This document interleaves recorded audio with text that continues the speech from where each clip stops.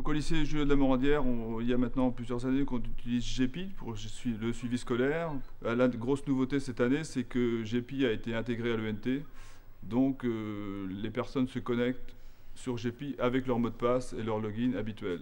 Et c'est aussi possible maintenant pour les parents qui peuvent accéder à GEPI, comme les élèves et comme les professeurs. Par exemple, si on prend la rubrique relevé de notes, on peut avoir nos notes sur la même page et ainsi on peut, par exemple, savoir nos moyennes en anglais ou en philosophie ou n'importe quelle matière. On peut aussi avoir la fonction graphique qui nous permet de voir si on a augmenté ou baissé dans une matière quelconque. En fin d'année, par exemple, juste avant le conseil de classe, on peut avoir nos moyennes du trimestre et les comparer avec la moyenne d'avant en utilisant les graphiques. Ce qui m'intéresse principalement sur GEPI, c'est le cahier de texte, parce que ça nous permet d'accéder directement, si on a été absent, aux leçons qu'on a à faire. Les professeurs peuvent, quand ils tapent des documents en cours, les mettre directement sur le cahier de texte pour qu'on puisse les récupérer. Ça nous évite parfois d'écrire les cours et de gagner du temps en classe pour apprendre. Pendant les périodes d'intempéries aussi, c'est pratique. Ça permet d'avoir ses cours, d'avoir des nouvelles du lycée, d'avoir nos leçons. Et voilà, c'est tout. Donc les ENT et les TIS ont changé également la façon dont gérer les élèves au sein même des conseils de classe. Nous avons en globalité tout ce qui est absence, retenu, la discipline de l'élève, mais aussi nous avons ses notes, ses observations, son suivi pluriannuel qui permet d'avoir un ensemble de données à projeter au sein même du conseil de classe avec le vidéoprojecteur, et on peut bien centrer notre discours sur les difficultés de l'élève.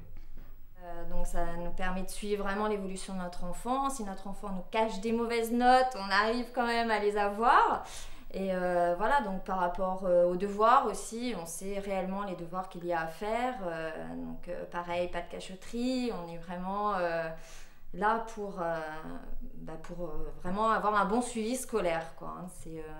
C'est l'avantage de l'ENT. Donc l'ENT me permet aussi d'assurer un peu plus de sécurité, puisque je peux contrôler les absences et les retards des élèves du bureau des surveillants. Je n'ai pas à aller dans les classes à chercher les billets d'absence ou les billets de retard.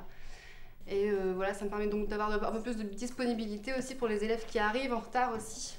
Et donc je peux les recevoir dans le bureau dès qu'ils arrivent.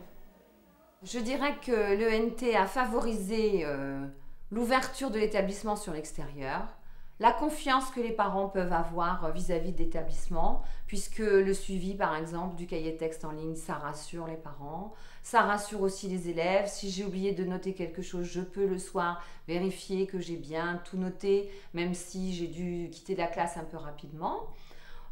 Par rapport au suivi pédagogique, c'est aussi un lien et un partenariat qui s'instaure entre les parents, les élèves et les familles, puisque ce suivi en direct ne permet pas à l'élève de contourner le travail qui lui est donné et de jouer de l'incompréhension ou de l'incommunication des uns par rapport aux autres. Au contraire, on est là dans une relation de confiance, une relation quotidienne qui permet et qui assure aux élèves un suivi et une réussite scolaire.